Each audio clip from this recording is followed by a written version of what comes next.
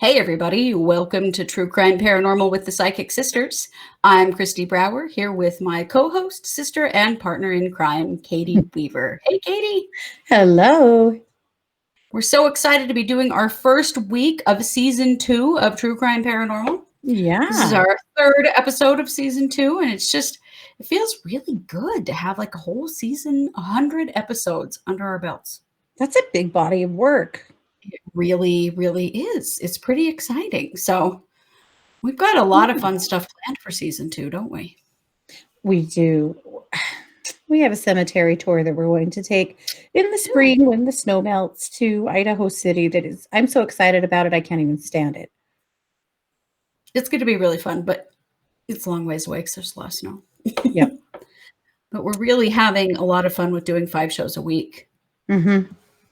I think we're going to keep doing that. And and teaching spirit school. Yep, That's teaching spirit our school. membership program that you can sign up for, and then you get to attend 2 metaphysical classes and 1 guided meditation with us a month. And obviously, it's good. It's a good thing because you guys have flocked to it. It's awesome. We're loving it.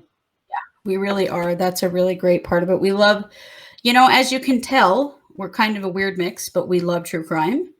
We love paranormal stuff. We love metaphysical and psychic stuff. We really like to combine the two. And this has been really fun for us because we can kind of do some of both here on our channel and here in our podcast. And, if you're listening to the podcast and you haven't found us on YouTube, our Spirit School is a YouTube membership. So if you find us on YouTube and you want to take some metaphysical classes, Katie and I have been teaching for 15 years. So we have tons of experience and tons of fun things to teach you. But you can find that over on YouTube. So we're just True Crime Paranormal on YouTube, just like we are on all the podcast apps. So, fun stuff. Yes. Well, I have a cold read case for you today, Katie. I say cold read. This is supposedly a solved case, but that's really my question for you is it? Isn't that funny? You and I both chose cases this week that were supposedly solved that feel wrong. We did. Yeah. And I think that's really interesting because we don't talk about these at all. We have no idea until we go on air what we've chosen. And that cracks me up that we both chose that. But this case is just interesting. There's a lot of controversy around it. Even Snopes has covered this case, which I found really interesting. I've never found a cold case, or not a cold case, but a case that Snopes has found before. Yeah. But this is about, and this was a listener suggested case, by the way. So thank you so much. Keep those suggestions coming. You can send those to us at truecrimeparanormalpodcast.com. We really appreciate that. So let me tell you the story. This is Tamla Horsford. Tamra? Tamla with an L. Oh, Tamla. Okay. So Tamla was found dead on November 4th, 2018. Okay. In Cumming, Georgia, at a home where she had been attending a slumber party with other football moms the night before. So she was 40. Ooh. Yeah. I know. I knew you'd find this interesting considering you're a football mom yourself. Well, and some football moms can be hardcore. Right. So they had this party. It was actually a 45th birthday party, and there were some football moms there. And Tamla was found dead in the morning on the lawn, looking as though she may have fallen from the balcony. Okay. And this was at her home? No, this was at another person's home. Oh, someone else's home. Okay. Someone else's home. Yeah. So she arrived at this slumber party at about 10 p.m. on November 3rd. The people there were drinking, watching football, and playing Cards Against Humanity. Sounds kind of familiar, actually. So there were quite a few women there. Tamla didn't know all of the women. She knew the host, but she didn't know the hostess, but she didn't know all of the women. It turned out that there were 3 men who also attended this party. So people kind of came and went. Not everybody stayed overnight. Some people did. Tamla did stay overnight.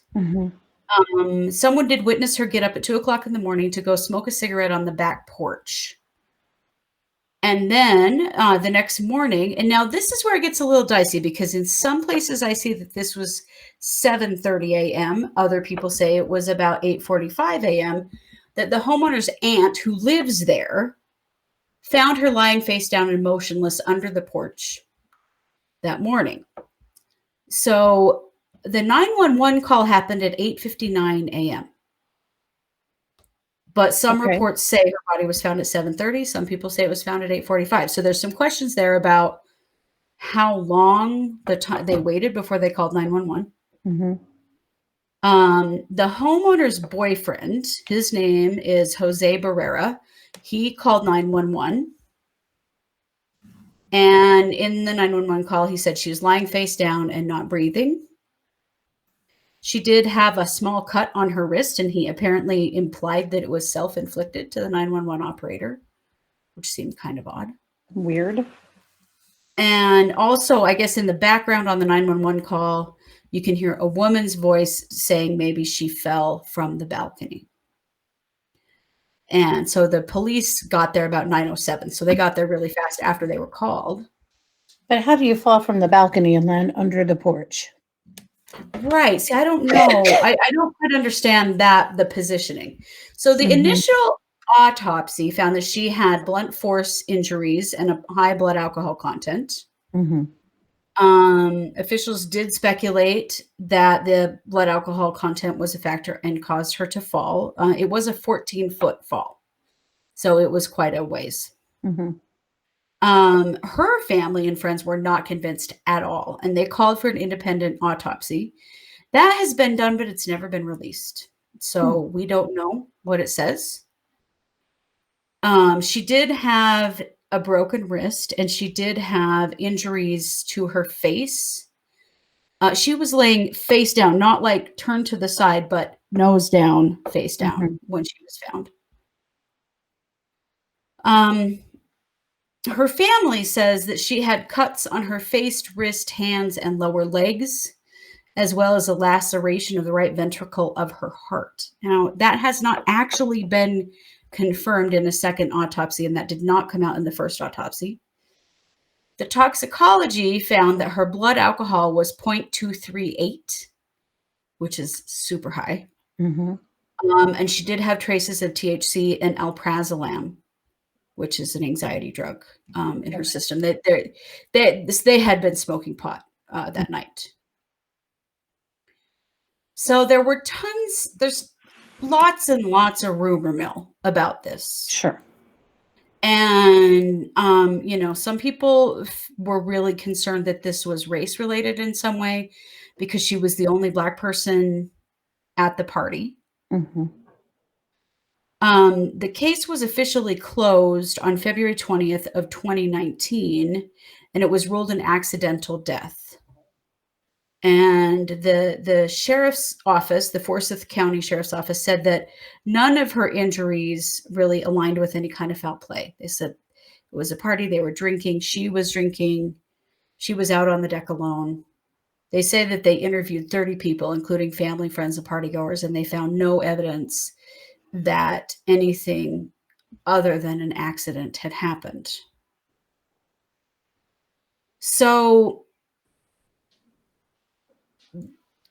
this kind of came up again when George Floyd happened, when George Floyd was killed by the police, because lots of deaths of Black people came up at that time.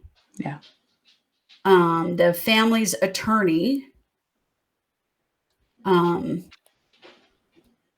see, said that their investigation really leaned strongly toward homicide. Mm-hmm. They said that evidence was disposed of and there really wasn't any inquiry about anything. The scene was not preserved. They're making a lot of allegations that the police did not handle this appropriately. Mm-hmm. That attorney also says that the injuries were consistent with those of a physical struggle. Mm-hmm. But there weren't any photos taken at the initial autopsy, which is a weird thing That is because there should have been. weird. So on June 12th, Forsyth County Sheriff Ron Freeman sent a letter requesting that the case be reopened and investigated by the Georgia Bureau of Investigation. Mhm. He wanted the investigation taken by, done by an independent law enforcement agency and they wanted to do a review. So they agreed to reopen the case on June 18th of 2020, but there has been no update from that. Of course, that was in the middle of the coronavirus, of course. Sure. And so there's no update. We don't know if they have found anything. I would imagine if they'd found anything significant, it would have come out by Mhm. now. I just shared a picture. This is a picture that was taken at the party. Mhm. You can see Tamla like right in the middle. She's wearing a onesie with dog footprints on it. Yeah. And there are all these other women around her. Mhm. So, interestingly, Snopes took up this case. I'm not sure why. I didn't know That is Snopes did interesting. crimes or, did this kind of crime. Yeah. They swear they've been through absolutely everything. They've seen the entire case file from the sheriff, and they are 100% sure it was an accident. They don't have the second autopsy results. They don't have the, second investigation results. So I don't know, but they say they're debunking the conspiracy theories that she was murdered. But I thought this is a really interesting case, and I really wanted to hear your take on it. Do you think this was an accident? Do you think she met by foul play? And if she did, why and who and what the hell? I do think that she was murdered. Okay. I feel like it was an accidental death in the sense of no one was trying to kill her per se, but there was a fight. I feel like she was really drunk. I think she got a little more messed up than she meant to, especially with the anxiety med in her system. I feel like it reacted. She had a bad reaction going on the words blackout just keep coming to me. And I feel like she's not a blackout drunk. That's normally not normal for her at all. Mhm. But I feel like that night she just had too much in her system between the alcohol, the THC maybe, and then of course the anxiety med, just, bad cocktail. And I feel like she was at some point, after 2 o'clock when somebody saw her step out to smoke, I feel like she and one of the men that were there were getting frisky together. Mm. And that somebody walked in on that. I think it's a woman that pushed her. I feel like she struggled with a woman and that a woman accidentally in fighting with her over a man, this was about a man, pushed her over the edge. Mm. I feel like the cuts and scrapes were the fact that she was drugged. I think that from the spot that she actually fell to where they found her, that she was drugged a little ways. Everybody was drunk. Everybody was high. Everybody was stupid, and I actually think that only 2 people knew what happened. I Okay. feel like the man that she was getting it on with, as well as the woman who, eventually caused the fight and the death. They're the only ones that knew. I feel like everybody else was already asleep at that point and really didn't know. So I think when they interview everybody, and they take statements, you know, practically everybody had no idea it happened. They were telling the truth. They didn't know. But I think that there is a man and there is a woman that do know exactly what happened. But they drug her a little ways from the crime scene. I feel like, again, that's where some of the cuts and stuff came from. The blunt force, the foresight, that came from the fall. And if the heart was lacerated, I feel like that came from the fall too, you know, and the broken wrist. But the cuts and scrapes were because they moved her a little ways, hoping to stage some kind of crime scene that would make some sort of sense. But, To just and then make it look like she fell off that balcony. mhm. No. Well, no, I don't think that's actually what they were trying to do. I feel like they were trying to make it look like she was murdered and shoved under the steps or under the Mm. porch, that wasn't their initial plan, but when somebody said it, they went with it, you know? Okay. I don't think the police asked the right questions. I feel like race wasn't a motivation in the killing, but race may have played a part in the lack of investigation. Okay. I mean, it wasn't a total lack of investigation. They talked to a lot of people, Did. But I do feel like it's true that the crime scene wasn't secured. There were way too many people there, and that they didn't really secure the crime scene long term. Mm-hmm. They came, they saw, they went, and it wasn't Right. handled as efficiently and wasn't dove into as deeply as it should have. I feel like her family has every reason to wonder if this was truly an accidental death, because I feel like it wasn't. Mm-hmm. Do I think it'll ever get solved? Probably not. Probably not. I feel like the reason that second autopsy hasn't been released is because there really wasn't anything new. So that's my feeling on it too, that it's been done and they didn't find anything, that they just got the same information they had before. That it unfortunately doesn't prove anything. Yep. Yep. Because while I do think she had some injuries consistent with, having an altercation with somebody, I doubt there was actually any DNA left or anything like that, because it was pretty fast. Mm-hmm. Yeah. Wow. Yeah. Well, that's really sad. Very sad for her family and her children, and just a really unexpected thing. And, definitely family didn't feel that was handled appropriately. And, Yeah. unfortunately, what we've learned over doing a lot of these episodes is that frequently isn't. And it's not to say that law enforcement never does anything right, because they do. Oh. But sometimes things aren't taken nearly as seriously as they should be. Mm-hmm. I really feel like this looked very much like she fell off the balcony and died accidentally. And so that they were just sort of going with that as the going theory, and just sort of trying to prove that through what they were asking people, and didn't really probe deeper into, could there have been something else go on? It was easy to put a bow on it, Yeah. Yeah. Exactly. Yep, for sure. Very sad. Wow.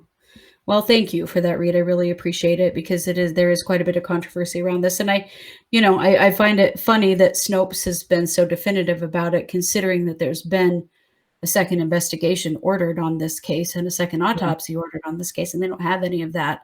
And yet they're saying that they know for sure what happened. I just find that interesting. Yeah. It's just all based on the initial findings, and yeah. And clearly there's more here, but we may not ever get it. Yeah. All right. Well, thank you very much for that. I appreciate that. You bet. Thank you for the listener who suggested this case. You can go to truecrimeparanormalpodcast.com to request a case. It's down at the bottom of the page. There's a little form you can fill out for us and request a case. Or recommend a case. We like unsolved or questionable cases like this one. Mm-hmm. We don't really do, sometimes we do solved stuff, but that's stuff we like to choose based on topics that we want to highlight. Yeah. But unsolved cases we really love, because we like to do cold reads on them. Mm-hmm. Also, on our website, we have a brand new merch store, guys. We're really excited about it.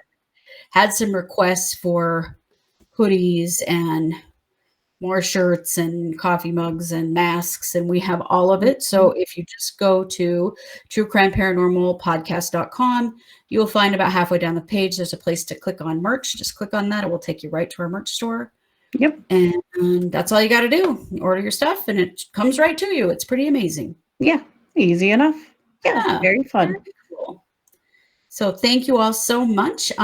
Still coming up this week is our Wednesday case update live stream on Wednesday night at 8 p.m. Mountain, and our Thursday night psychic hour also at 8 p.m. Mountain, and it is a live stream as well. So we'll be back with more content with you this week, as well as we've got Spirit School happening. So if you want to join us for Spirit School, you can just sign up for our membership, and then you get access to 2 classes and 1 guided imagery meditation with us every month. So we're doing a lot of fun stuff. We're having fun with season 2, aren't we?